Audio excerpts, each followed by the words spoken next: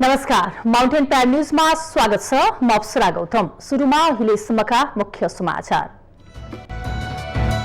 पछिल्लो 24 घण्टामा 3632 जनाको कोरोना भाइरसको नमूना परीक्षण, सबैको रिपोर्ट नेगेटिभ। हालसम्म 19332 को परीक्षण गरियो। सर्वोच्चद्वारा सीमामा अलपत्र परेका नेपालीलाई व्यवस्थित रूपमा स्वदेश फर्काउन अन्तरिम आदेश जारी। उद्धारका लागि आवश्यक प्रशासनिक पहल गर्न सरकारलाई आदेश। वर्तमान संकटको घडीमा सबैको साथ रहे पनि सरकार गम्भीर बन्न नसकेको नेपाली कांग्रेसको आरोप। केही आयोगमा राजनीतिक नियुक्तिप्रति असन्तुष्टि। दक्षिण कोरियाको संसदीय निर्वाचनमा राष्ट्रपति मुन जे इनको प्रजातान्त्रिक पार्टीलाई स्पष्ट बहुमत, 300 मध्ये 163 सिटमा जित। र भारत सन् 2021 को एक दिवसीय महिला विश्वकप क्रिकेटमा छनौट। पाकिस्तान विरुद्ध एक दिवसीय क्रिकेट श्रृंखला रद्द भएपछि भारतको विश्वकपमा स्थान सुरक्षित।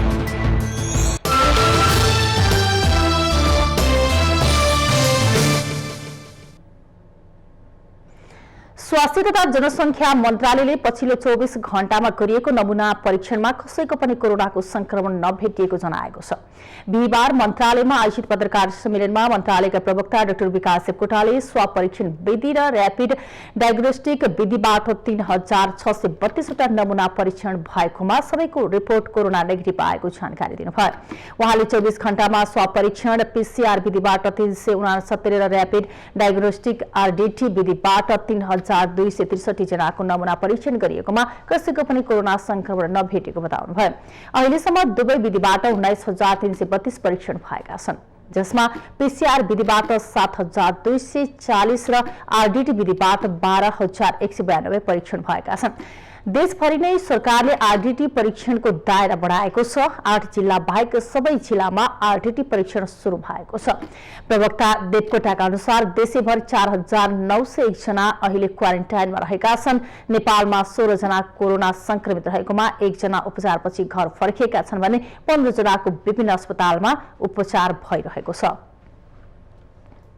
सर्वोच्च अदालतले सीमावर्ती क्षेत्रबाट नेपाल फर्किन खोजेका प्रवासी नेपालीहरूलाई क्वारेन्टाइनमा शर्त सहित घर फर्कन दिने व्यवस्था मिलाउन सरकारका नाममा अन्तरिम आदेश जारी गरेको छ।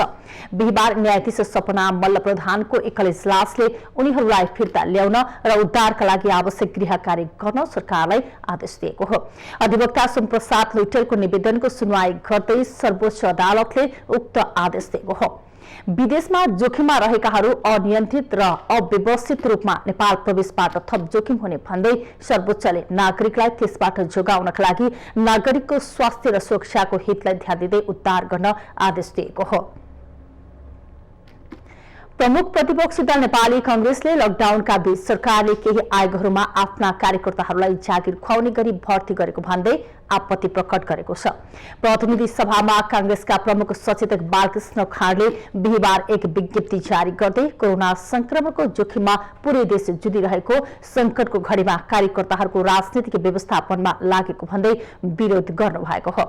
गत सोमबारको मन्त्री परिषदले भूमि सम्बन्धी समस्या समाधान आयोग लगायतमा केही नियुक्ति गरेको थियो। भूमि सम्बन्धी आयोगको अध्यक्षमा भरतपुर महानगरपालिकाको मेयरमा पराजित तत्कालीन एमालेका उम्मेद्वार देवी घिवालीलाई नियुक्ति गरिएको छ। यसप्रति कांग्रेसले असन्तुष्टि जनाएको हो।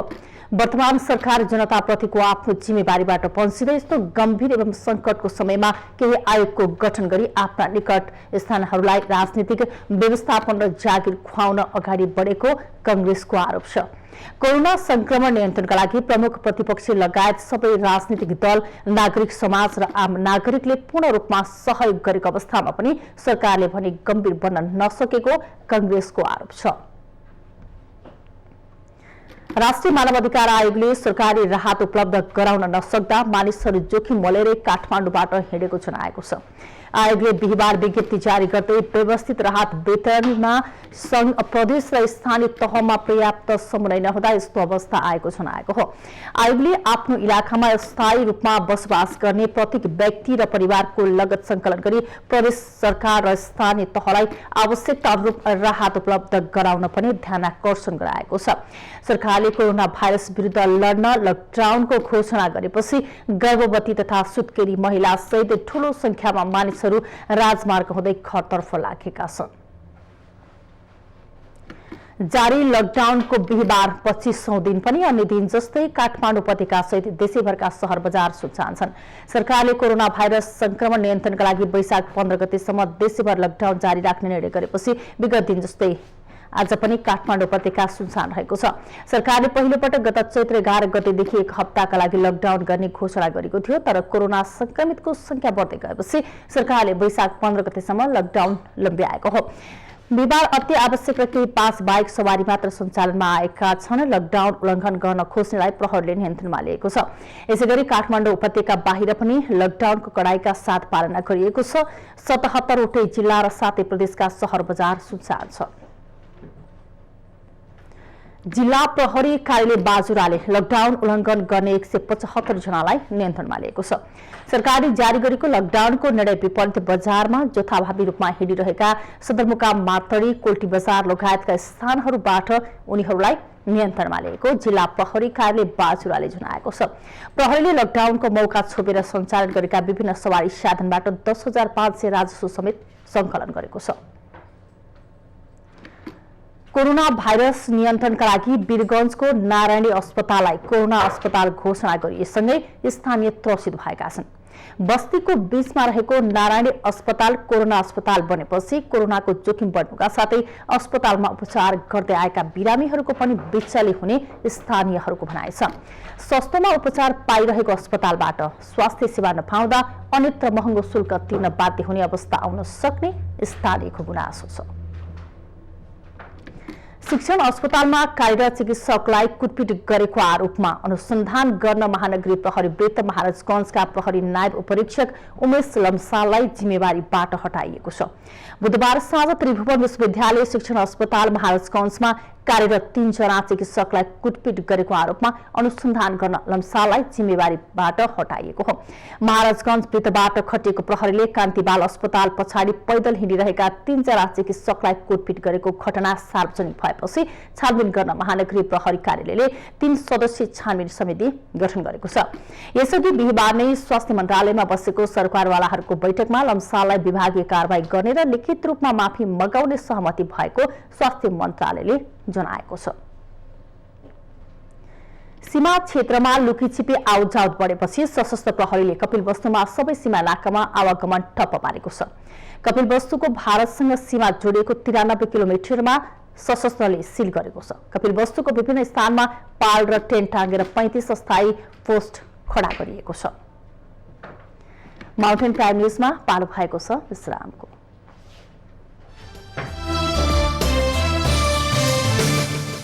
नमस्कार, हामी माउन्टेन प्राइम न्यूजमा छौं।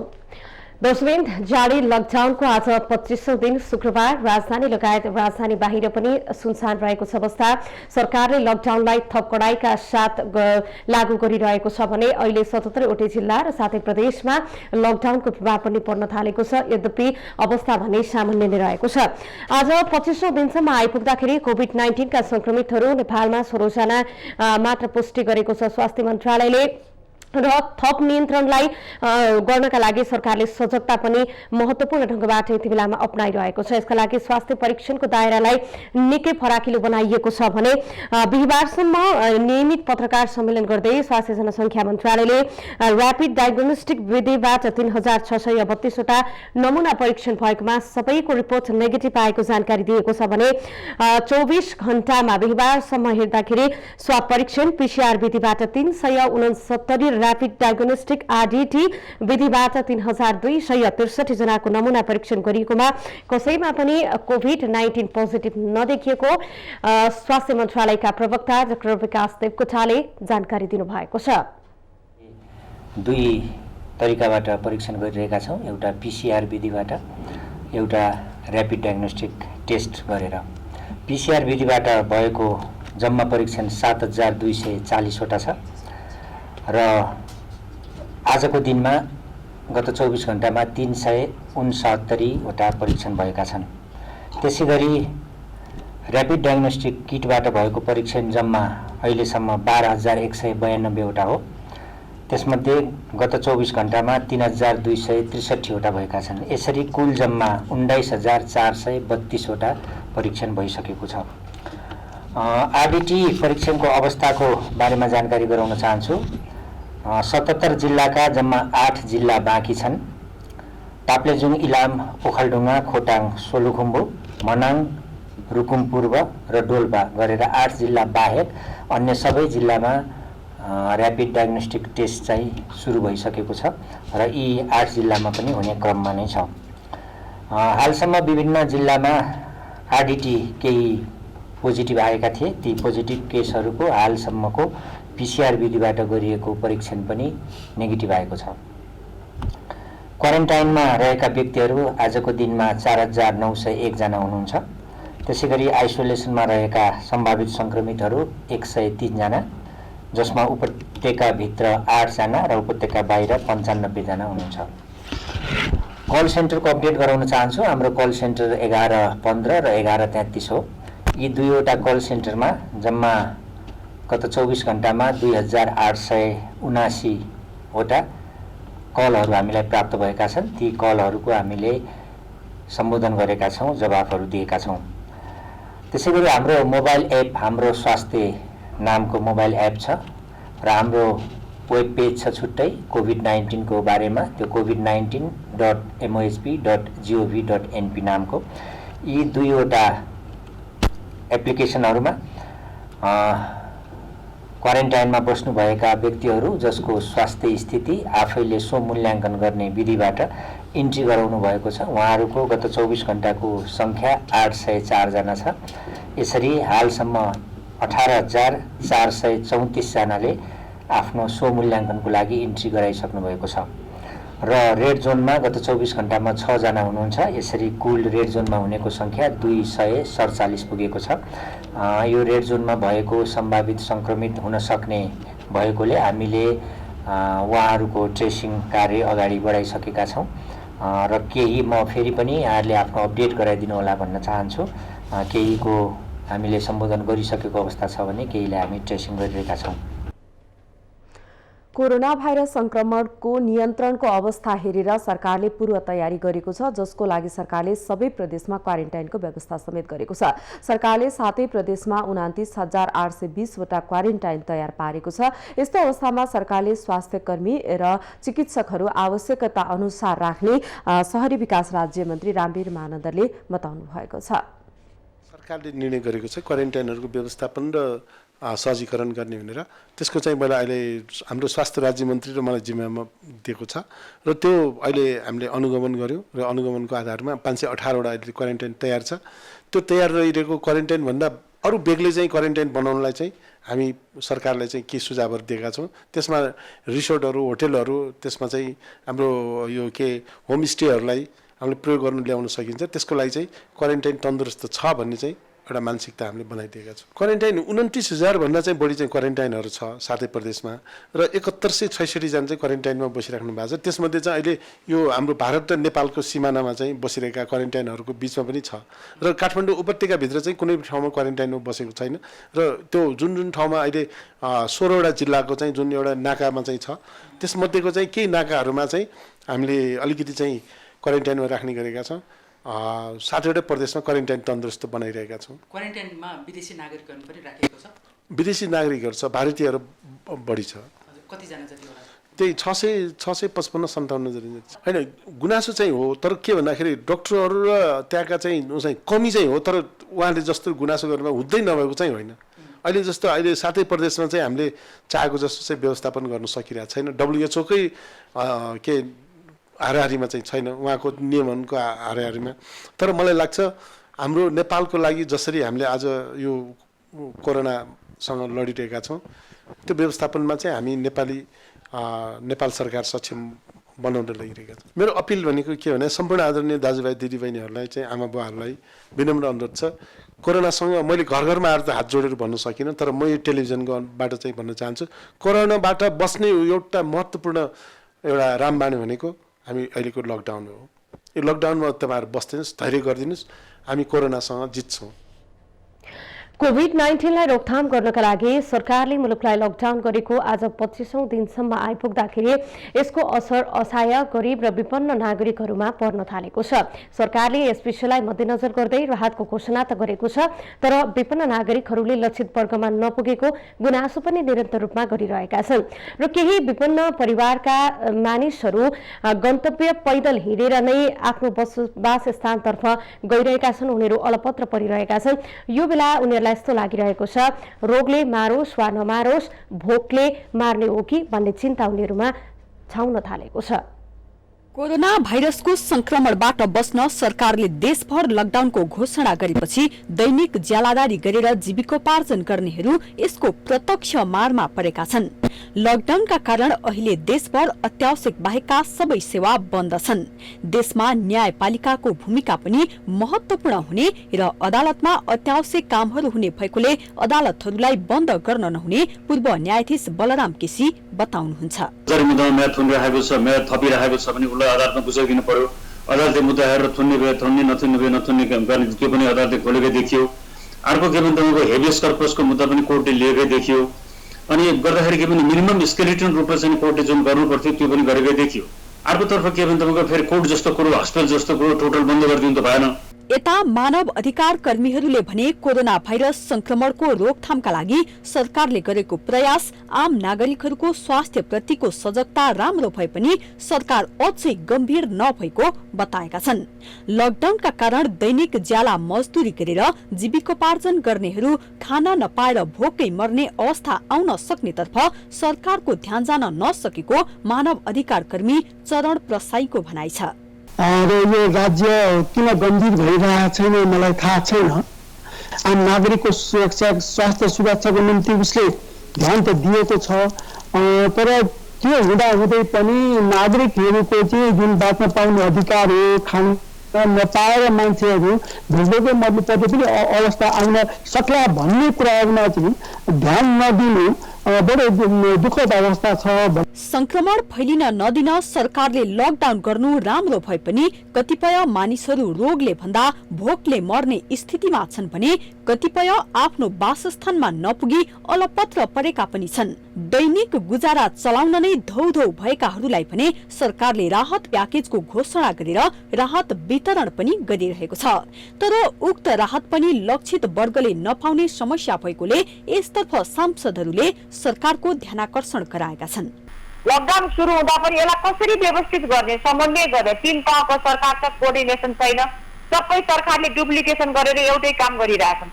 दोस्रो कुरा चाहिँ क्वारेन्टाइन निर्माण गर्ने भनेको छ। त्यो क्वारेन्टाइन निर्माण त गरिएका छन्, तर पनि विश्व स्वास्थ्य संगठनको चाहिँ मापदण्ड विपरीत निर्माण गरेका क्वारेन्टाइनमा तिनीहरू छन्। तेस्रो कुरा चाहिँ नाकाहरू बन्द त भयो, तर ती नाकाहरूमा कति थुप्रै चाहिँ मान्छेहरू चाहिँ भारतको खुल्ला सीमानाबाट प्रवेश गरे, क्वारेन्टाइनमा बसेनन्, कहाँ पुगे तिनीहरूको चाहिँ स्टेट ट्रेसिङ र चाहिँ तिनीहरूको चाहिँ र्यापिड टेस्ट गर्नुपर्ने हो, त्यो अझै हुन सकेका छैन। नागरिकका समस्याहरूको समाधानमा प्रमुख भूमिका राज्यको नै हो। दैनिक गुजारा चलाउने अति विपन्न श्रमिक वर्गलाई अभावको अवस्था नआओस् भनेर सरकारले राहत वितरणमा एकद्वार प्रणाली लागू गरेको छ।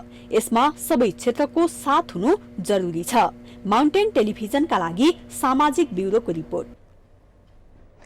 दर्शकवृन्द, मुलुक यतिखेर लकडाउनमा छ। लकडाउनमा भएको बेलामा आर्थिक गतिविधिहरू सबै यतिखेर ठप्प अवस्थामा रहेको छन्। होटल व्यवसाय, पर्यटन सेवा क्षेत्र, उद्योग धन्दाहरू यतिखेर ठप्प अवस्थामा रहेको छन्। यति बेलामा मुलुक लकडाउनमा रहेको बेलामा सडक पनि सुनसान जस्तै रहेको छ। यो बेलामा सडक स्तरोन्नति कार्यले भने तीव्रता पाएको छ। स्तरोन्नति हुन थालेपछि अस्तव्यस्त सडकले यति बेला मुहार फेर्न थालेको छ। लकडाउनमा रहेको यो समयमा सडक क्षेत्रमा निर्माण तथा मर्मतको कार्य जारी छ। निर्माण तथा मर्मत सम्भार गर्न अन्य समयमा गाह्रो भए पनि लकडाउनले निर्माण र मर्मत गर्न सहज भएको छ। सडक योजनालाई यही मौकामा सडक विभागले तीव्रता दिएको छ। करिब 100 योजनामा काम भइरहेको मन्त्रालयले बताएको छ।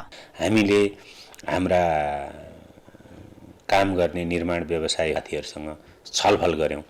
हामीले डिस्टेन्स मेन्टेन गरेर उपयुक्त प्रोटेक्टिभ मेजरहरू अपनाएर केही कामहरू गर्न सकिन्छ कि भनेर हामीले सल्लाह गर्दाखेरि उहाँहरूले गर्न सक्ने खालको प्रतिक्रिया दिनुभयो। करिब 100वटा ठेक्काले काम भएको अवस्था छ।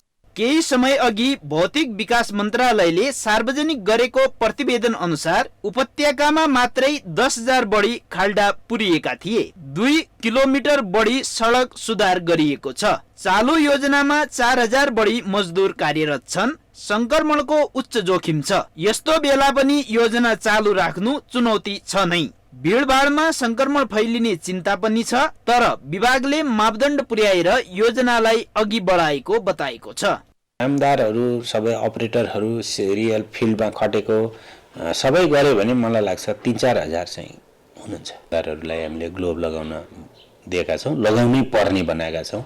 मास्क पनि हामीले सेनिटाइजर दिएका छौँ। हामीले उहाँहरूको टेम्परेचर चेक गरेका छौँ र हामीले स्वास्थ्य कर्मी समेत अहेबाहरू डाक्टरहरूले समेत उहाँलाई चाहिँ हेर्ने, टेम्परेचरहरू हेर्ने, उहाँको हेल्थ कन्डिसन हेर्ने गरी व्यवस्था गरेका छौँ। सामान्य अवस्थामा सडक योजनाहरू कछुवा गतिमा चल्दै आएकोमा यति बेला विभागले सडक सुधारमा निकै तीव्रता देखाएको छ।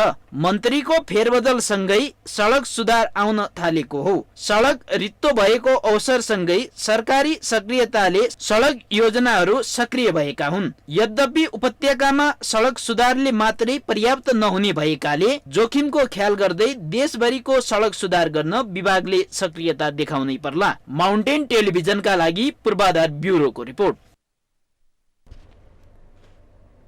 माउन्टेन प्राइम न्यूजमा समाचारहरू अझै बाँकी छन्। पालो भएको छ विश्रामको।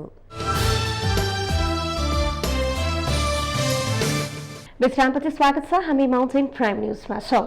दशविन कोभिड-19 को रोकथाम गर्नका लागि सरकारले मुलुकलाई लकडाउन गरेको आज 25औं दिनसम्म आइपुग्दाखेरि नेपालमा 16 जना संक्रमित देखा परेका छन् भने राजधानी बाहेक राजधानी बाहिर पनि अवस्था निकै नै सुनसान रहेको छ र सरकारले परीक्षणको दायरालाई फराकिलो बनाइरहँदाखेरि यति बेलामा प्रदेशहरूको हालखबर के कस्तो रहेको छ, विभिन्न जिल्लामा परीक्षणको दायरालाई कसरी अगाडि बढाइएको छ, त्यहाँको जनजीवन के कस्तो रहेको छ 25 दिनसम्म आइपुग्दाखेरि हामी यिनै विषयमा जानकारी लिने प्रयास पनि गरिरहेका छौं। यति बेलामा हामी सुनसरीतर्फ लाग्छौं। सुनसरीका प्रमुख जिल्ला अधिकारी राजेश पौडेल यति बेलामा हाम्रो प्रत्यक्ष टेलिफोन सम्पर्कमा हुनुहुन्छ।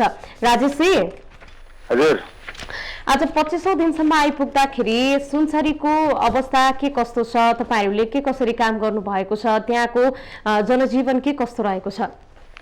आज 25औं दिनसम्म आइपुग्दा स्वाभाविक ढंगले लकडाउन हाम्रो प्रभावकारी रूपमा कार्यान्वयनकै अवस्थामा छ। यो बीचमा राहत वितरणका कुराहरूमा स्थानीय तहहरूलाई उहाँहरूले प्राप्त गाइडलाइन्स अनुसार उहाँहरूसँगको उपलब्ध साधन स्रोतको आधारमा उहाँहरूले जुन राहतको प्याकेजहरू बनाउनु भएको छ त्यो राहतको प्याकेजहरू वितरणका प्रक्रियामा सहजीकरण गर्ने र आम पब्लिकका आधारभूत आवश्यकताका कुराहरू उपलब्धताको लागि स्थानीय तह उद्योग वाणिज्य संघहरूसँग समन्वय गरेर कसरी उहाँहरूलाई चाहिँ होम डेलिभरी हुन सक्ने अवस्थामा होम डेलिभरीको व्यवस्था सहज ढंगले विशेष गरेर अब यो तरकारी पसलहरूलाई चाहिँ व्यवस्थापन गर्ने सन्दर्भमा स्थानीय स्तरको आवश्यकता र सम्भावनाका आधारमा व्यवस्थापन गर्ने कुराहरू र अत्यावश्यक वस्तु र सेवाहरूको उत्पादनलाई स्वास्थ्य मन्त्रालयको प्रोटोकल अनुसारको मापदण्डभित्र रहने गरी सञ्चालन गर्ने कुराहरूमा समन्वय गर्दै आजको दिनसम्म हामी आइपुगेका छौँ। धेरै ठाउँहरूमा चाहिँ यो राहतमा अनियमितता भएको जो लक्षित परिवारहरू हुन् उनीहरूले चाहिँ राहत पाउन नसकेको भन्ने गुनासो पनि निरन्तर रूपमा आइरहँदाखेरि तपाईहरुले सुनसरीमा चाहिँ के कसरी काम गरिरहनु भएको छ? यो यस्तो हो, यथार्थ के हो भने अब राहत कसलाई दिने कसलाई नदिने भन्ने सन्दर्भमा स्थानीय तहबाट जुन ढंगले निर्णय लिन सक्न पर्यो त्यो खालको निर्णय लिन सकिने अवस्था नभएको हो। हजुर, त्यो कारणले अब लाभग्राहीको सूचीमा आफू पर्दाखेरि ठिक हुने आफू नपर्दाखेरि चाहिँ बेठिक हुने भन्ने ढंगको आम पब्लिकको बुझाइ भएको कारणले यो कदा अब समस्या आएको छ। खास चाहिँ समस्या केमा हो भने त्यो लाभग्राहीको सूचीमा आफ्नो नाम समावेश हुन सकेन, आफ्ना मान्छेहरूलाई त्यसमा पार्न सकिएन भन्ने ढंगले जो मान्छेले पाउनुपर्ने थियो पाउनुपर्ने मान्छेले पाए कि पाएन भन्ने विषयमा चासो छैन, मैले पाए कि पाइन भन्ने विषयमा अलिकति बढी चाहिँ चासो भएको हुनाले अब एका ठाउँहरूमा अब त्यो विवाद आएको छ, विवाद आउनु त स्वाभाविक पनि हो। अब यत्रो ठुलो चाहिँ मास स्केलमा लाभग्राहीको सूची उहाँहरूले नबनाउनु पर्थ्यो, त्यसलाई चाहिँ मिनिमाइज गरेर जान सक्नु पर्थ्यो। अब त्यो कहीँ न कहीँ अब अहिले चाहिँ राहत वितरण गर्ने बेलामा लगत सङ्कलन गर्ने हाम्रो पुरानो प्रचलनका कारणले अब यता कता समस्याहरू आयो, ती समस्याहरूमा समन्वय गर्दै अब राहत वितरणको प्रक्रियामा पनि हामी अगाडि गइरहेका छौँ। अब अहिले 25 दिनसम्म आइपुग्दाखेरि त्यहाँ जुन ऱ्यापिड टेस्टको कुराहरू छ, स्वाब सङ्कलनको कुराहरू छ, परीक्षणका कुराहरू छन्, नमुना सङ्कलनको कुराहरू छन्, यसलाई चाहिँ कसरी लिएको छ, के कसरी काम हुँदैछ, अहिलेसम्मको अवस्था के छ? यस्तो छ, हामीकोमा चैतको 15 देखि यहाँ बिपी कोइराला स्वास्थ्य विज्ञान प्रतिष्ठानमा ल्याबबाट चाहिँ स्वाब परीक्षण गर्न सकिने खालको चाहिँ त्यो सुविधा यहाँ उपलब्ध भयो। त्योभन्दा अगाडि स्वाब कलेक्सन गरेर हामीले काठमाडौँ पठाउँथ्यौँ र काठमाडौँबाट परीक्षण भएर आउँथ्यो। र पछिल्लो समयमा हामीसँग ऱ्यापिड टेस्टको पनि किट्सहरू उपलब्ध भइसकेपछि हामीहरूले विशेष गरेर वैदेशिक रोजगारीबाट फर्केका व्यक्तिहरू अनि विभिन्न मस्जिद मद्रासाहरूमा रहिरहनुभएका चाहिँ व्यक्तिहरू र अहिले तत्काल चाहिँ केही त्यस्ता ज्वरो रुगा खोकीका सिम्पटम्स देखिएका व्यक्तिहरू समेत गरेर मलाई लाग्छ यो हिजोसम्म हामीले 370 जनाको ऱ्यापिड टेस्ट गरेका छौँ र करिब करिब अब यो हाम्रो फेरि बिपी कोइराला स्वास्थ्य विज्ञान प्रतिष्ठानमा अब पूर्वाञ्चलकै ठुलो चाहिँ हस्पिटल भएको र विभिन्न जिल्लाबाट स्वाब सङ्कलन गरेर परीक्षणको लागि आउने हुँदा करिब करिब 500 को हाराहारीको सङ्ख्यामा पिसिआर टेस्ट समेत गर्दाखेरि झन्डै हामी चाहिँ 800-900 जतिको चाहिँ टेस्ट नै गरिसकेका छौँ। हजुर, अब धेरै ठाउँमा यो पनि गुनासो छ कि सर्वसाधारणहरू वा भनौँ नागरिकहरू चाहिँ क्वारेन्टाइनमा बस्न मानेनन् भन्ने गुनासो पनि आइरहँदाखेरि सुनसरीको अवस्था के हो? एक त सीमानाका भएको कारणले गर्दाखेरि कोभिड-19 को संक्रमणको जोखिम उच्च पनि देखा परिरहेको अवस्थामा के अवस्था छ अहिलेसम्म? यस्तो छ, अब क्वारेन्टाइनमा त्यस्तो बस्न नमान्ने भन्ने खालको त अवस्था यहाँ छैन। अहिले हामीले सायद मलाई अरू जिल्लामा पनि यो गरिरहनु भएको होला। अहिले हामीले चाहिँ मस्जिदहरूमा अब लामो समयदेखि त बसिरहनु भएका मुस्लिम समुदायका व्यक्तिहरू त्यहाँ मस्जिदमा उहाँहरूले जुन स्वास्थ्य मन्त्रालयको प्रोटोकल अनुसारको डिस्टेन्सहरू कायम हुन नसक्ने, भोलि फेरि अरू थप मान्छेहरू पनि त्यहीँ आएर चाहिँ तपाईँको चाहिँ मिसिन सक्ने खालका सम्भावनाहरू रहेको कारणले हामीले विभिन्न मस्जिदहरूमा रहेका 52 जनालाई पनि हाम्रो क्वारेन्टाइनमा उहाँलाई स्थानान्तरण गऱ्यौँ र अहिले ती ठाउँहरू खाली गऱ्यौँ। लामो समयदेखि त मस्जिदमा रहनुभएका उहाँहरूलाई समेत हामीले स्थानान्तरण गऱ्यौँ भनिसकेपछि त अन्य व्यक्तिहरू जसको सिम्पटम्स चाहिँ कोरोना भाइरससँग मिल्दोजुल्दो छ, जो मान्छेहरूलाई त्यो सम्भावनाको चाहिँ जोखिममा हुनुहुन्छ भन्ने लागेको छ, चिकित्सकलाई लाग्छ, उहाँहरूलाई हामी कन्भिन्स गरेर तपाईँ घरमा बस्नुभन्दा क्वारेन्टाइनमा बस्न तपाईँलाई सहजता हुन्छ, तपाईँ सुरक्षित हुनुहुन्छ, तपाईँका कारणले घर परिवार अनि सिङ्गो समाज जिल्ला मुलुक नै प्रभावित हुन सक्छ भन्ने ढङ्गले उहाँहरूलाई हामीले त्यो कुरा काउन्सिलिङ गर्ने र त्यो कुरालाई क्वारेन्टाइनमा बस्ने कुरालाई उहाँहरूले अब सहजताका साथ नै लिनुभएको छ। अब आपूर्ति व्यवस्थापनको सहजता तपाईहरुले कसरी मिलाउनु भएको छ? बजारको अवस्था के छ? केही खाद्यान्न अभाव वा दैनिक अत्यावश्यक सरसामग्रीको अभाव त्यहाँ देखा पर्न थालेको छ वा छैन? के गरिरहनु भएको छ व्यवस्थापन? यस्तो छ, हामी कहाँ यहाँ औद्योगिक क्षेत्र पनि यही भएको, धेरै खाद्य उद्योगहरू ग्यास उद्योगहरू यहाँ सुनसरीमै भएको कारणले दैनिक उपभोग्य सामग्रीहरूको आपूर्तिमा त समस्या छैन। अब यो बजार खोल्ने र तपाईको चाहिँ बजारसम्म सामान ल्याउने कुराहरूमा अब यो लकडाउनलाई प्रभावित नहुने गरी त्यो आपूर्तिको व्यवस्था मिलाउनु पर्ने भएको हुँदा यदा कदा अब ती सामान्य खालका समस्याहरू छन्। तथापि हामीले स्थानीय स्तरमा अब समन्वय गरेर यी कुराहरूलाई सहज ढङ्गले अगाडि गइरहेका छौँ। अब त्यस्तो दैनिक उपभोग्य सामग्रीहरूको अभाव हुने खालको अवस्था चाहिँ हाम्रो जिल्लामा छैन। अब अहिलेसम्म हेर्दाखेरि त्यहाँ स्वास्थ्य सामग्रीको उपलब्धता अनि अब सुरक्षामा पनि जस्तो त्यहाँका स्वास्थ्य कर्मी मेडिकल टिमहरूले काम गरिरहँदाखेरि अहिले समग्र सुनसरीमा चाहिँ चुनौतीको विषय के देख्नुहुन्छ जस्तो स्वास्थ्य क्षेत्रमा हेर्दाखेरि चाहिँ? यस्तो छ, अब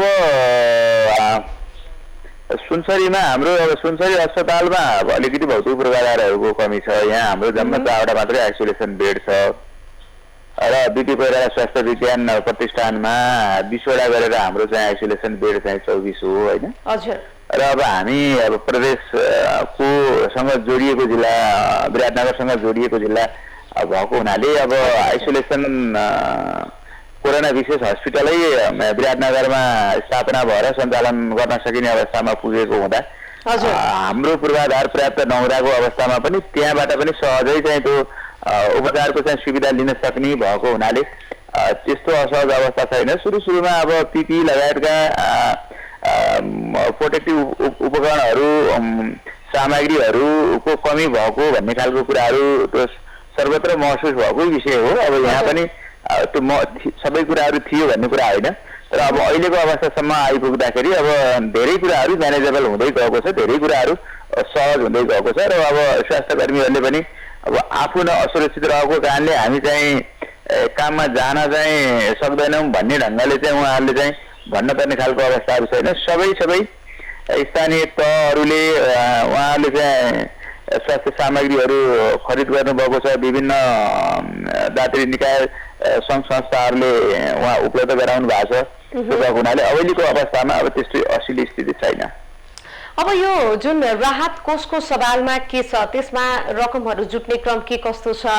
अब अन्तबाट पनि अरू केही प्लानिङहरू भइरहेका होला, थप कार्य योजनाहरू के कसरी अगाडि लाँदै हुनुहुन्छ, त्यसलाई कसरी सञ्चालन गरिरहनु भएको छ? अब यस्तो छ, राहतको कुराहरू स्थानीय सरकार सञ्चालन ऐनले राहत वितरणको प्रष्ट चाहिँ जिम्मेवारी स्थानीय तहहरूलाई दिएको र संघीय सरकारले एउटा राहत वितरणको मापदण्ड तय गरिदिइसकेको अवस्थामा स्थानीय तहको आफ्नो आर्थिक चाहिँ क्षमताको आधारमा उहाँहरूले स्थानीय तहले त्यो कोषमा जम्मा गर्ने रकम संघीय सरकार र प्रदेश सरकारले राहतको लागि प्राप्त रकम र विभिन्न स्थानीय स्तरमा विभिन्न उद्योग सङ्घ संस्था व्यक्तिहरूले दिन सक्ने दाताहरूले चाहिँ सहयोग गर्ने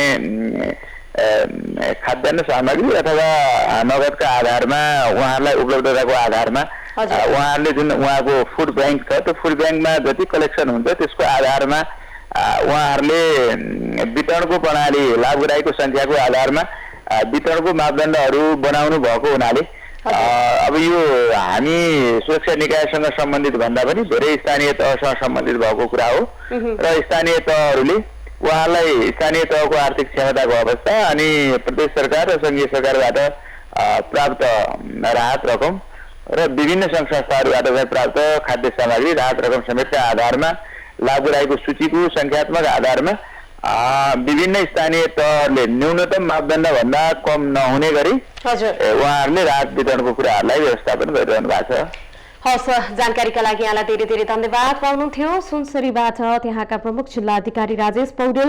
यति बेलामा 370 जनाको ऱ्यापिड टेस्ट सुनसरीमा भइसकेको छ भने त्यहाँको जनजीवन सामान्य छ, लकडाउनको पालना भइरहेको छ, सुरक्षामा कडाई छ र आम सर्वसाधारणले यो लकडाउनलाई पालना गरिरहेका छन् भनेर उहाँले हामीलाई जानकारी दिनुभएको छ। हामी यति बेलामा माउन्टेन प्राइम न्युजमा छौँ। समाचार अझै बाँकी छन्, पालो भएको छ छोटो विश्रामको।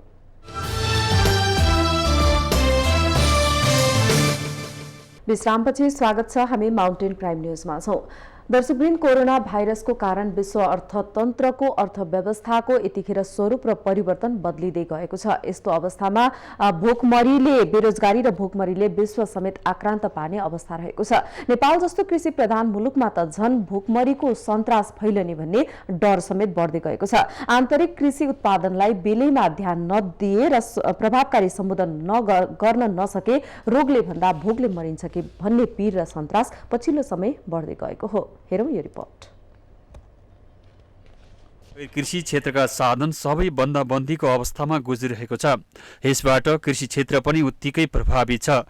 नेपाल जस्ता कृषि प्रधान देश मुलुक महामारीको चपेटामा पर्दै गएको छ। रोगको जोखिम जति छ त्योभन्दा बढी सम्भावित भोकमरीको जोखिम थामी नसक्नु छ। यस्तो दृष्टान्त देखिन थालेका छन्। सम्भावित जोखिमलाई पार लगाउन विगतको कार्य समीक्षा गरी नयाँ ढङ्गबाट कृषिलाई अघि बढाउनु पर्ने अनिवार्य शर्त हो। कार्यान्वयनमा निकै अप्ठ्यारा अथवा सही किसानले ऋण पाउन नसकेको अवस्थाहरू पनि हामीलाई थाहा छ। त्यही बेलामै हामीले यो पशुपालकहरू अथवा कुखुरा पालक अन्य पशुपालक कृषक साथीहरू हुनुहुन्छ उहाँहरूको लागि यो बिमामा चाहिँ प्रिमियममा छुट दिने अब जस्तै 75% प्रिमियम चाहिँ अहिले केन्द्रीय सरकारले गरिदिएको छ। केही नीतिहरू चाहिँ ल्याएको छ। त्यसपछि कन्ट्र्याक्ट फार्मिङहरू भनेर पनि नीतिहरू आए तर तिनीहरूको कार्यान्वयनमा चाहिँ राम्रो जान सकेन। चौथो चरणमा लकडाउन जारी रहेका बेला बजारमा देखिएको अभावले सम्भावित भोकको समस्या देखिन थालेको छ। कृषिमा सामाजिक बदलावको भावनाको अनिवार्य कार्यान्वयन हुनुपर्दथ्यो, तर सरकार यो सक्रियता देखाउन भने पटक्कै सकेको छैन। महामारीले लपेटेकै कारण दीर्घकालीन सोच र नीति कार्यक्रम बनाउन कठिन भए पनि 15 योजनाले पनि सम्बोधन गरेको सरकारी दाबी छ। कोरोनाले विश्व आजित पारेको 4 महिना पुगिसक्दा पनि सरकार भने दोधारमै चित्त बुझाउँदैछ। कृषि क्षेत्रको खास गरी पोल्ट्री क्षेत्र लगायत कतिपय चाहिँ कृषि क्षेत्रका उद्योगहरूलाई सुचारू बनाउनु पर्यो। कतिपय यी राष्ट्रिय खालका परियोजनाहरू जुन छन् ठुल्ठुला कन्स्ट्रक्सनका कामहरूलाई अगाडि बढाउनु पर्यो। सप्लाई चेन लाई चाहिँ स्थापित गर्नु पर्यो। चाहिँ गाउँमा उत्पादन सडेर जाने, सहरमा उत्पादन चाहिँ नहुने त्यस्तो खालको स्थिति छ, त्यसलाई नियन्त्रण गर्नु पर्यो। पाँचौं पञ्चवर्षीय योजनादेखि हाल कार्यान्वयनमा रहेको 15 योजनासम्म कृषिको विषय नसमेटेको होइन, तर कृषिका लागि थुप्रै परियोजनाहरू पनि सञ्चालनमा छन्। कृषि उपज आयात भने घटेको छैन। पछिल्लो चरणमा कोरोनाको कारण कृषि क्षेत्रमा सीधा प्रभाव परेको छ। यस्तो बेला सरकारले आक्रामक कृषि योजना अघि सार्नु पर्ने हो, तर सरकार अलमलमा छ। विश्व उत्पादनको चरित्र समेत बदलिँदै गएको बेला नयाँ सोच ल्याउनु पर्दथ्यो सरकारले, तर सरकार लकडाउन गरेरै चित्त बुझाए जस्तो देखिएको छ। महामारीको सन्नाटाले गाउँ नगर जताततै रोगको भएर त्रास छ। रोगको जति भएर त्रास छ त्यति भोकमरीको पनि त्रास छ। आन्तरिक उत्पादन पनि कमी छ, आयात ठप्प छ। विश्व बजार यति बेला आयात र निर्यात गर्ने अवस्थामा छैन। शक्ति सम्पन्न राष्ट्रहरू समेत थला परेका छन्। यस्तो विषम परिस्थितिमा सरकारले कृषिका लागि युद्ध स्तरमा काम गर्न सकेन भने भोकमरीको महामारी अझै डरलाग्दो गरी गाँजिने निश्चित छ। माउन्टेन टेलिभिजनका लागि कृषि ब्युरोको रिपोर्ट। कोभिड-19 ले यति बेलामा विश्वलाई आक्रान्त बनाएको छ। यसको प्रभाव आर्थिक र सामाजिक क्षेत्रमा विश्वमा देखिएको छ भने शिक्षा क्षेत्रमा पनि अब यसको प्रभाव पर्न थालिसकेको छ। अब नयाँ ढङ्गबाट शिक्षालाई अगाडि थालिने गरिनुपर्ने र पूर्वीय चिन्तन पश्चिमा प्रविधिको संयोजनबाट अबको शिक्षण विधि हुनुपर्ने विज्ञहरूले सुझाएका छन्। महामारीको प्रभाव शिक्षा क्षेत्रमा पनि परेको छ। शिक्षा क्षेत्रमा भएको निरन्तरतामाथि रोक लगाएको छ। विगतको शैक्षिक प्रणालीबाट अबको शिक्षा पद्धति असम्भव जस्तै छ। महामारीको प्रभावले शिक्षण पद्धतिमा पनि नयाँ कोणको खाँचो हुने विज्ञहरूको प्रतिक्रिया छ। स्रोत र साधनले भ्याएसम्म र हाम्रो आफ्नो एउटा जाँगर र आफ्नो एउटा आत्मविश्वास, जो शिक्षण व्यवस्थामा हुनेहरूको आत्मविश्वास, जाँगर र क्षमता र साधन र स्रोतको उपलब्धता, यो कुराहरू भएसम्म चाहिँ अब नयाँ ढङ्गले टिचिङ व्यवस्थाहरू आउँछ होला। हालसम्म अभ्यास हुँदै आएको शिक्षा पद्धति र प्रणाली अबको विकासमा कामयाबी बन्न सक्दैनन्। मानवीय व्यवहार र दृष्टिकोणमा समेत फेरबदल भएपछि शिक्षा क्षेत्रमा पनि पुनर्विचार गर्ने परिस्थिति बनेको हो। अबको बदलिदो परिस्थिति अनुसार पूर्वीय मूल्य मान्यता र पश्चिमा प्रविधिको प्रयोगबाट शिक्षालाई अघि बढाउनु पर्ने शिक्षाविदहरूको सुझाव छ। अबको पढाइलाई सन्तुलन गरेर लिएर जानुपर्ने छ। त्यो सन्तुलन भनेको केही कुरा पश्चिमबाट बोकौँ, पश्चिमी दुनियाँबाट, केही कुरा हाम्रा पूर्वीय चिन्तनहरूबाट बोकौँ, केही कुरा हाम्रा अनुभूतिबाट बोकौँ। अनुभूतिबाट बोकेको कुरा मनसँग टाँसिन्छ, पश्चिमबाट बोकेको कुराकानी शरीरसँग टाँसिएला, पूर्वसँग बोकेको कुराकानी आत्मासँग टाँसिएला। तिनटै कुराहरू चाहिँ टाँस्यो भनेर भन्दा त्यसले के गर्छ भन्दा नयाँ ढङ्गको पाठ्यक्रम पनि भन्छ। विश्वमा आउने यस्ता महामारी विपत्तिले समाजको चरित्र र प्रवृत्तिमा नयाँ तरङ्ग ल्याउँछ। मानवीय सोच, व्यवहार र विकासका प्रणाली र पद्धतिमा समेत फेरबदल ल्याउने भएकाले सोही अनुसारको शिक्षाको पनि खाँचो हुने गर्दछ। अबको भिन्न परिस्थितिमा शिक्षा क्षेत्रमा पनि नयाँ सोचले नीति, योजना, पद्धति र प्रणालीमा परिवर्तन गरी नयाँ परिवेश अनुसारको श्रम बजारलाई पूरा गर्न सक्नुपर्छ। माउन्टेन टेलिभिजनका लागि शैक्षिक ब्युरोको रिपोर्ट। दर्शकबिन, लकडाउनको आज 25औं दिनसम्म आइपुग्दा यतिखेर काठमाडौँ उपत्यका लगायत देशैभरको शहर बजार सुनसान अवस्थामा रहेको छ। विश्वमा फैलिएको कोरोना भाइरसको संक्रमण नेपालमा पनि देखिएपछि सरकारले कोरोना भाइरस संक्रमण नियन्त्रण गर्नको लागि सरकारले यतिखेर चैत 11 गतेदेखि लकडाउन गरेको छ। यो लकडाउन अहिले वैशाख 15 गतेसम्म राख्ने निर्णय गरेको छ। दर्शकबिन, लकडाउनले यतिखेर विशेष गरेर सर्वसाधारणको दैनिकी प्रभावित भइरहेको छ। यतिखेर दैनिक ज्यालाधरी गर्नेहरूको अवस्था भने दैनिक जसो भोकमरी आउने हो कि भन्ने पीर चिन्ता समेत बढ़िरहेको छ। दर्शकवृन्द, यतिखेर हामी यहाँहरूलाई देशैभरको खबर अपडेट गराइरहँदा यतिखेर पाल्पाको अवस्था कस्तो रहेको छ भन्ने विषयमा जानकारी गराउन गइरहेका छौँ। यतिखेर हाम्रो प्रत्यक्ष टेलिफोनमा हाम्रा सहकर्मी, पाल्पा सहकर्मी प्रकाश नेपाल हुनुहुन्छ। प्रकाश जी, अहिले लकडाउनको 25औं दिनसम्म आइपुग्दा समग्र पाल्पाको अवस्था कस्तो रहेको छ? आज 25औं दिन हो लकडाउनको।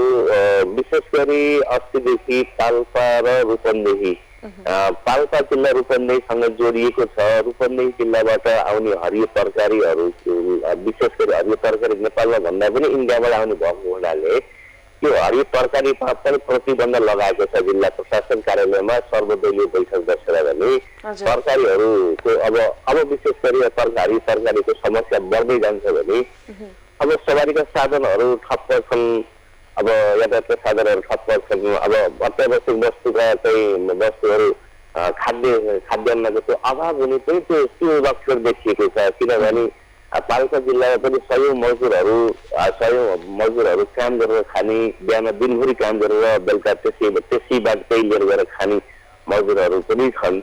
जसले गर्दाखेरि आज 25औं दिन भइसक्यो लकडाउन भएको। ती काम गरेर खाने मजदुरहरूको अवस्था चाहिँ दयनीय बन्ने अवस्था देखिएको छ। जस्तो यहाँले हरिया तरकारीको अभाव हुने देखिएको कुरा गरिरहँदा स्थानीय सरकार, प्रदेश सरकारले उनीहरूको लागि राहतको प्याकेजहरूको चाहिँ के कस्तो घोषणा गरिरहेको छ? स्थानीय सरकारले त हरियो तरकारीहरू भन्दा पनि अब 25 किलो चामल र 5 किलो दाल, 1 लिटर 2 लिटर तोरीको तेल र 2 पोका नुन नै 1 करोडमा वितरण गरिसके।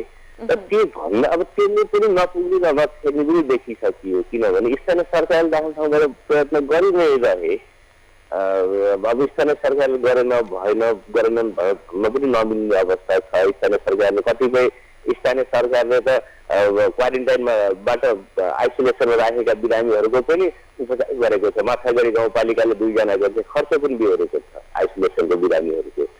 र अत्यावश्यक औषधिहरूलाई पनि जो दीर्घ रोगीहरू छन् तिनीहरूले खाने औषधिलाई पनि अब होम डेलिभरी गरेको छ स्थानीय सरकारले। स्थानीय सरकारले गरेन भएन भन्न पनि मिल्दैन। स्थानीय सरकार भन्दा माथिल्लो तहका प्रदेश सरकारका सांसद, प्रदेश र सङ्घीय सांसदहरूलाई ती चाहिँ वास्तवमा भन्यो भने अहिले लाजमर्दो अवस्था उनीहरूको छ। किनभने उनीहरू हिजो चुनावको बेलामा मत लिन आए, आज जनताको अवस्था के छ भनेर भन्ने कुरा पनि ती सांसदहरूले नसोधेको नबुझेको कुराहरू चाहिँ सामाजिक सञ्जालहरूमा चाहिँ पालपालीहरूले चाहिँ आक्रोश व्यक्त गरेका छन् प्रवीणजी। सो खाद्यान्नको अभाव भइरहँदा बजारमा कालो बजारी पनि होला, यसको नियन्त्रण गर्नको लागि चाहिँ भूमिका के कस्तो पहल भइरहेको छ? यो विषयमा जिल्ला प्रशासन कार्यालयले अनुगमन गर्ने, हेर्ने र स्थानीय सरकारले अनुगमन गर्ने, हेर्ने गरिरहेका छन्। कालो बजारी भन्दा पनि अभावको कुरा चाहिँ हुने हो कि चाहिँ त्यो लक्ष्य चाहिँ त्यो देखा परेको छ। सदरमुकामसँग जोडिएका ठाउँहरूमा सदरमुकाममा सम्म त सहज रूपमा आपूर्ति हुन्छ। सदरमुकामदेखि धेरै ठाउँ 70-75 किलोमिटर टाढा भएका ग्रामीण बस्तीहरू छन् जहाँ बाहिरबाट खाद्यान्न लिएर आएर त्यही खाद्यान्न बिक्री गर्नुपर्ने हुन्छ। त्यो ठाउँमा अलिकति त्यो समस्या देखा पर्ने चाहिँ लक्षण लक्षण देखा परिसकेको छ क्रमिक। जस्तो पाल्पा सँगसँगै रूपन्देही जिल्ला चाहिँ भारतसँग सीमा जोडिएको जिल्ला पनि बताउनु भयो यहाँले। सो बताइरहँदा भारतबाट जस्तो यतिखेर सीमा नाकामा त कडाई समेत गरिएको छ, या लुकीछुपी आउनेहरूको संख्या कतिको छ, तिनीहरूलाई क्वारेन्टाइनमा राख्ने व्यवस्थाहरू गरेको छ कि छैन, कस्तो छ? पाल्पा जिल्लामा विशेष गरी भारतबाट भन्दा पनि तेस्रो मुलुकबाट यो हिँडेर भन्दा पनि उडेर आउनेहरू चाहिँ संख्या बढी छ। भारतबाट आएकाहरूलाई पनि सुरुमा प्रारम्भिक अवस्थामा स्थानीय सरकारले तयार गरेका क्वारेन्टाइनहरू र स्थानीय मानिसहरूले पनि यसलाई यहाँ राख्नुपर्छ, घर जान दिनुहुन्न, 14 दिन यहाँ राख्नुपर्छ भनेर स्थानीय मान्छेहरूले स्थानीय बासिन्दाहरूको आग्रहमा पनि त्यहाँ राखेर पठाइएको अवस्था छ।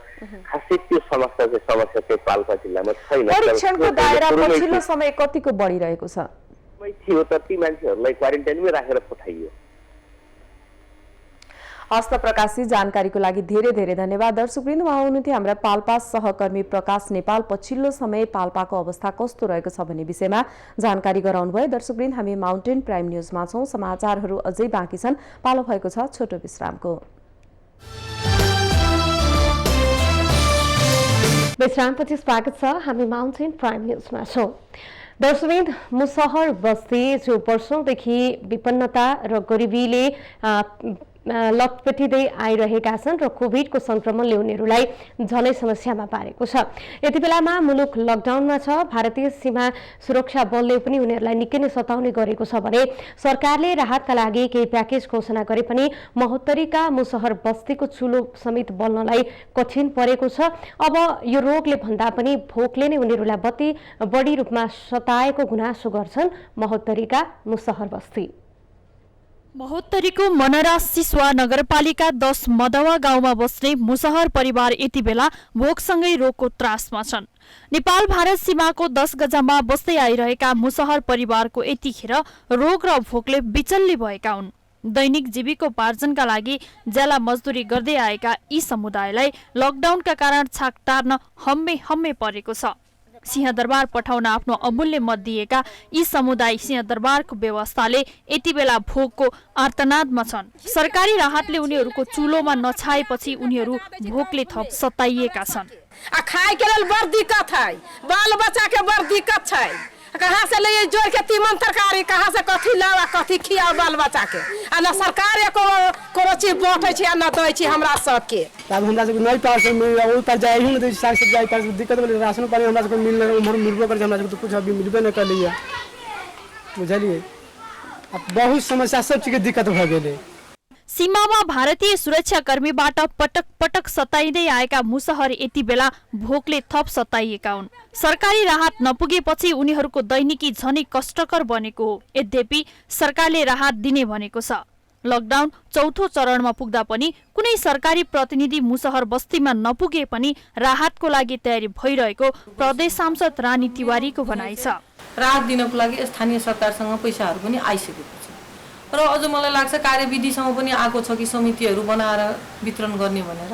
अब यहाँ प्रदेश सरकारले पठाइसकेको पैसा र कार्यविधि स्थानीय सरकारसँग छ र मलाई लाग्छ स्थानीय सरकारले कति ठाउँमा सुरु पनि गरिसकेको छ राहत बाँड्ने, तर यसमा ढिलो भइरहेकोमा म अझ दुःखै व्यक्त गर्न।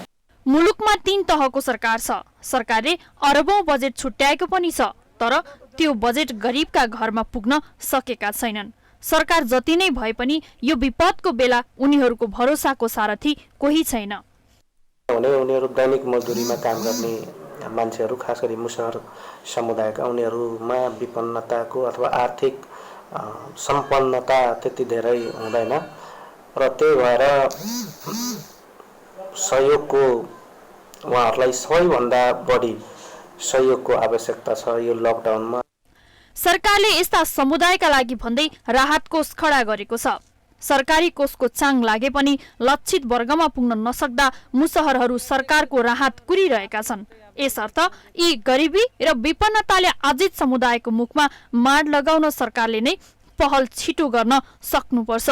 माउन्टेन टेलिभिजनका लागि महोत्तरी सहकर्मी गोपाल झाको सहयोगमा जिल्ला ब्युरोको रिपोर्ट।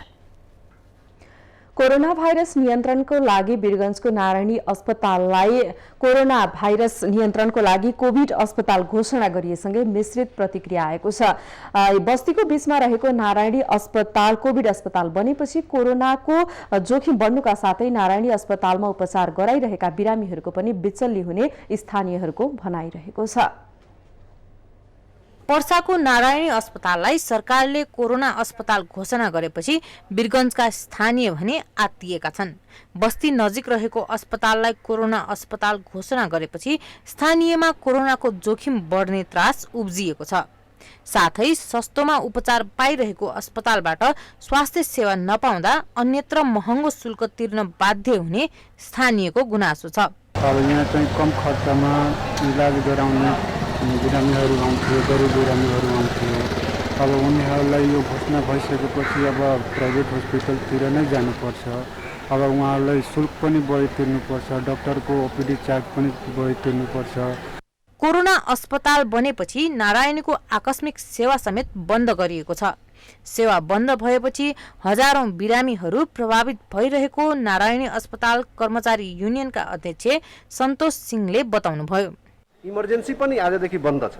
त्यही कोभिड अस्पताल बनाएको हुनाले इमर्जेन्सीमा आउने बिरामीहरू जुन चाहिँ राति दिउँसो कतैखेर पनि यो सरकारी अस्पतालमा आएर सरकार सरह जुन यो सानो रकम तिरेर जुन सुविधा लिने गर्दछन् त्यो सुविधाबाट हजारौं मान्छे चाहिँ आज वञ्चित हुने भयो यो कोभिड अस्पतालले गर्दा। राजपाका नेता निजामुद्दिन सम्मानी अन्य अस्पताललाई कोरोना अस्पताल बनाउनु पर्ने पक्षमा हुनुहुन्छ। उहाँका अनुसार पर्सामा नारायणी अस्पताल मात्र एउटा अस्पताल हो जहाँ प्रसूति लगायत अन्य बिरामीको उपचार भरपर्दो रहेको छ। यहाँको जुन बारा पर्सा रौतहट सर्लाहीको जुन आम जनतालाई जुन सेवा पाइरहेको थियो त्यो डायलिसिसदेखि त्यो तपाईको डिलिभरी केसदेखि विभिन्न किसिमको इलाज नारायणी हस्पिटलले जुन दिइरहेको थियो त्यो सेवाबाट आम जनता अहिले वञ्चित भएको छ। सस्तो शुल्कमा नारायणी अस्पतालमा उपचार गराउँदै आएका स्थानीयहरू उपचारको अभावमा बिचल्लीमा पर्ने भनेर त्रसित देखिन्छन्। तर अस्पतालले भने वीरगञ्जको नेशनल मेडिकल कलेजमा बिरामीहरूलाई सेवाको व्यवस्था मिलाइएको जनाएको छ। कोभिड अस्पताल भइसकेपछि यसमा पहिले दिइरहने जुन सामान्य सेवाहरू थियो आकस्मिक भएका सेवाहरू स्वास्थ्य मन्त्रालयकै निर्देशन अनुसार नेशनल मेडिकल कलेजको जिम्मा लगाइएको छ। कोरोनाको संक्रमण बढेसँगै सिमानाका हुँदै आवत जावत गर्नेको अत्याधिक चाप हुने वीरगञ्जको नारायणी अस्पताललाई सरकारले कोरोनाको विशेष अस्पताल बनाउन पूर्व तयारी नगरेको तथा हतारमा निर्णय भएको धेरैको आरोप छ। माउन्टेन टेलिभिजनका लागि वीरगञ्जबाट क्यामेरामा ग्यासु मियाको साथमा राजेन्द्र सिंहको सहयोगमा जिल्ला ब्युरोको रिपोर्ट। जिल्ला प्रहरी कार्यालय बाजुराले लकडाउनको अवधिभर लकडाउन उल्लङ्घन गर्ने 175 जनालाई नियन्त्रणमा लिएको छ। सरकारले जारी गरेको लकडाउनको निर्णय विपरीत बजारमा जथाभावी रूपमा हिँडिरहेका सदरमुकाम मार्ताडी कोल्ची बजार लगायतका स्थानहरूबाट उनीहरूलाई नियन्त्रणमा लिएको जिल्ला प्रहरी कार्यालय बाजुराले जनाएको छ। यो हाम्रो जिल्ला प्रहरी कार्यालय बाजुरामा लकडाउन सुरु भएको मितिदेखि अब जानेर नजानेर धेरै लकडाउन उल्लङ्घन गर्नेहरूमा यसपछि महिला जम्मा 175 जना मान्छेहरू पक्राउ गरेको छ। त्यसमा 18 जना महिला छन् भने 157 जना पुरुषहरू छन्। एक एम्बुलेन्स सहित जम्मा 9 वटा सवारी साधनहरूलाई चाहिँ कारबाही गरिएको छ भने त्यो सूत्र गार्ड हाउसबाट चाहिँ 10,500 राजस्व पनि सङ्कलन गरेको छ भने 5 वटा सवारी साधनहरूको हामीले कागजपत्र खिचेर राखेका छौँ। भनेदेखि घरेलु यो मौका छोपेर घरेलु मदिरा उत्पादन गरेको सङ्ख्या पनि बढी देखिएको हुँदा घरेलु मदिरा नियन्त्रणको गर्दाखेरि 5,799 लिटर यो चाहिँ कच्चा मदिरा र तयारी मदिरा बरामद गरेको छ भने यो 5 पेटीहरू 86 पेटीहरू चाहिँ पक्राउ गरेर हामीले कारबाही गरेका छौँ। हामी माउन्टेन प्राइम न्युजमा छौँ। पालो भएको छ विश्रामको।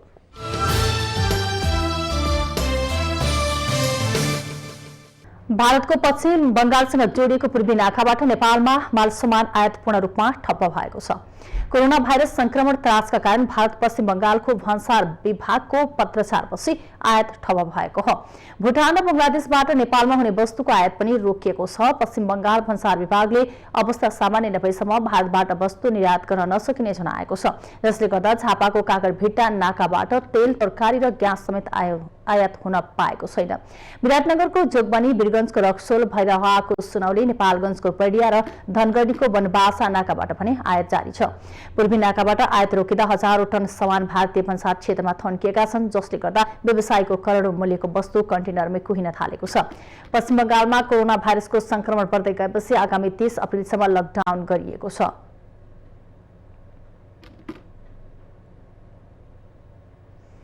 अब पालो अन्तर्राष्ट्रिय समाचारको।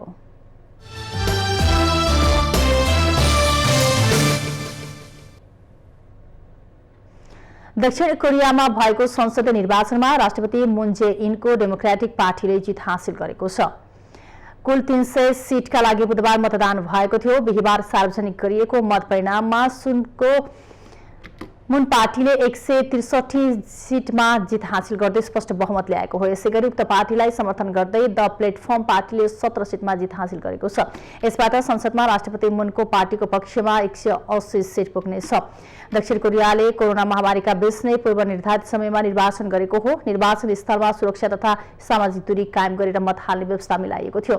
कुल 35 वटा दलले प्रतिस्पर्धा गरेको निर्वाचनमा डेमोक्रेटिक पार्टी र विपक्षी युनाइटेड फ्युचर पार्टी बीच मुख्य प्रतिस्पर्धा भएको थियो। युनाइटेड पार्टी र उसको सहयोगी दलले 103 सीट ल्याएका छन्। मूनको जितलाई कोरोना भाइरस नियन्त्रणमा सरकारले अवलम्बन गरेको नीतिमाथि जनताको समर्थनका रूपमा हेरिएको छ। मूनको पार्टीको यो सन् 1987 यताकै सबैभन्दा ठूलो जित हो।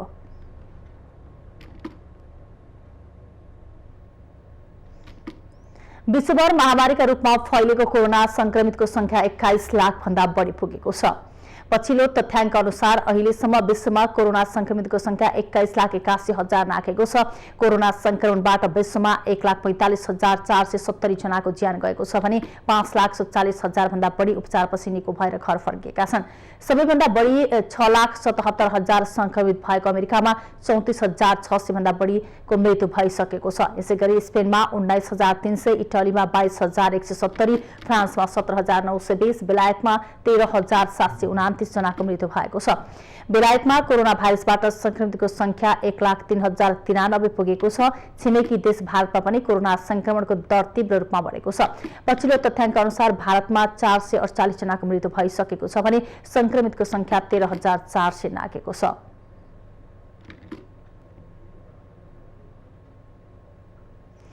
अब पालो खेल समाचारको।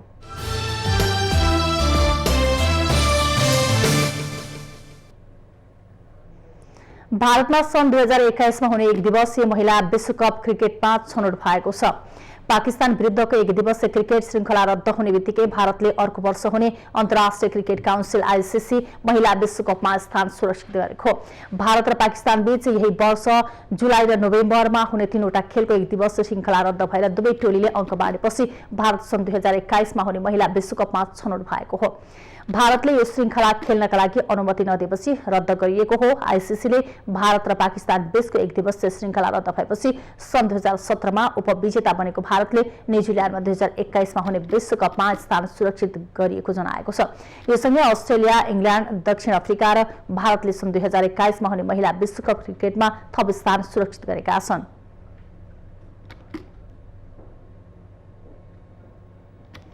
अब मौसम सम्बन्धी जानकारी।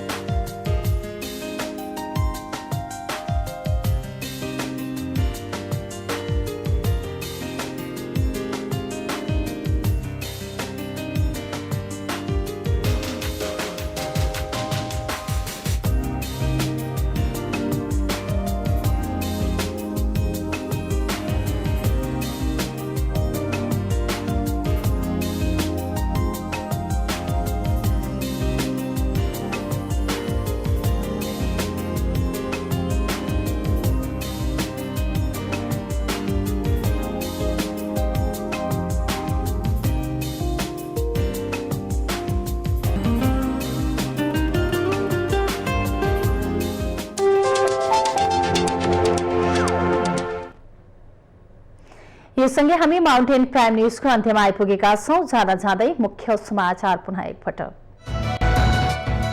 पछिल्लो 24 घण्टामा 3632 जनाको कोरोना भाइरसको नमुना परीक्षण, सबैको रिपोर्ट नेगेटिभ। हालसम्म 19332 को परीक्षण गरियो। सर्वोच्चद्वारा सीमामा अलपत्र परेका नेपालीलाई व्यवस्थित रूपमा स्वदेश फर्काउन अन्तरिम आदेश जारी। उद्धारका लागि आवश्यक प्रशासनिक पहल गर्न सरकारलाई आदेश। वर्तमान संकटको घडीमा सबैको साथ रहे पनि सरकार गम्भीर बन्न नसकेको नेपाली कांग्रेसको आरोप। केही आयोगमा राजनीतिक नियुक्तिप्रति असन्तुष्टि। दक्षिण कोरियाको संसदीय निर्वाचनमा राष्ट्रपति मुन जे-इनको प्रजातान्त्रिक पार्टीलाई स्पष्ट बहुमत, 300 मध्ये 163 सिटमा जित। र भारत सन् 2021 को 1 दिवसीय महिला विश्वकप क्रिकेटमा छनौट। पाकिस्तान विरुद्ध 1 दिवसीय क्रिकेट श्रृंखला रद्द भएपछि भारतको विश्वकपमा स्थान सुरक्षित।